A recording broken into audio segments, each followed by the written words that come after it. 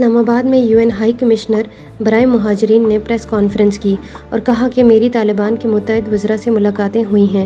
انہوں نے کہا کہ طالبان نے سیکیورٹی بہتر بنانے کی یقین دہانی کرائی۔ افغانستان میں انسانی المیہ جنم لے رہا ہے۔ فلپو گرانڈی نے مزید کہا کہ 5 لاکھ افغانی بے گھر ہو چکے ہیں۔ مزار شریف سمیت دیگر علاقوں میں حالات کا جائزہ بھی لیا۔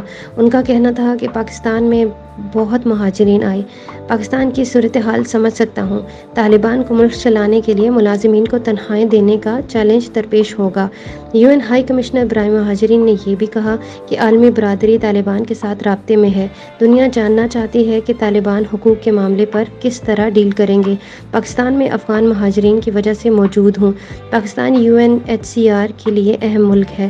پاکستان میں اعلیٰ سول و عسکری حکام سے ملاقاتیں کی۔ UNHCR اور پاکستان کا گزشتہ 4 دہائیوں سے تعلق ہے۔ انہوں نے کہا کہ UN مقامی اور غیر ملکی اسٹاف کے ساتھ کام کر رہے ہیں۔